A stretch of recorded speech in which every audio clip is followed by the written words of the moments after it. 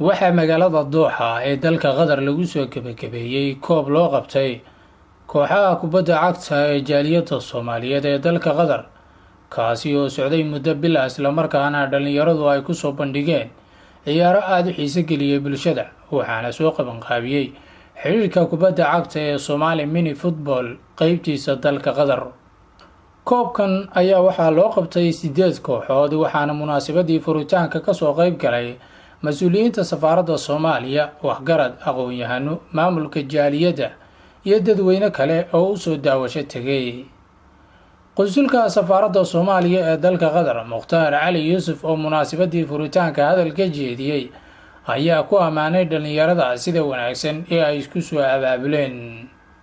aan mahad weyn u celinayaa inta isku taxallujisay ee ku dadaashay barnaamijkan asaga ah ka qayb gashay u hurtay naftooda u hurtay xoolahooda u hurtay dadaalka Soomaalinimo ee aad mataqaanaa iyo abaabulka intaan oo dhalinyaraha meesha isugu timid barnaamijka asaga ah waxaan filayaa inuu yahay barnaamij guul u leh reer Dooxo oo dhan, guul u leh inta Soomaali meel ay joogtaba guul u leh, waana wax lagu faano weeye.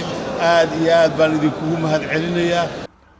waxaa wareegga ugu dambeeyay ciyaarta finalka isugu soo baxay labada kooxood ee Adcam iyo Wakeer, iyadoo ay guushu halkaasi ku raacday kooxda kubadda cagta ee Wakeer markii ay 8 gool dhabarka u saartay kooxda Adcam oo iyadu keensatay 3 gool.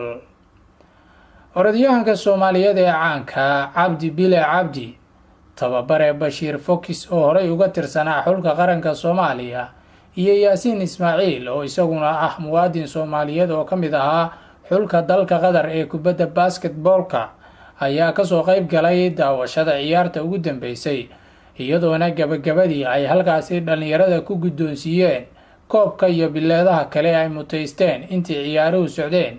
sidoo kalena waxay ku ammaaneen ciyaar wanaagga ay soo bandhigeen.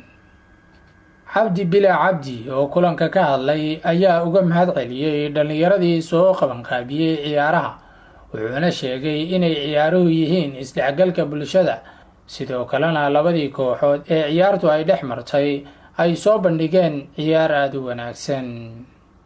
gudoomiyaha jaaliyadda Soomaaliyeed ee dalka Qatar, Cali Askar, ayaa isaguna dhalinyarada ku booriyay inay wax wanaagsan uga daydaan dadkii ka horeeyay.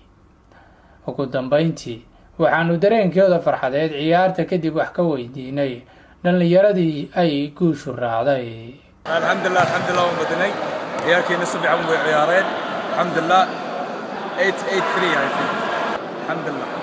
waa Axmed Darwiish, warbaahinta qaranka, magaalada Dooxa.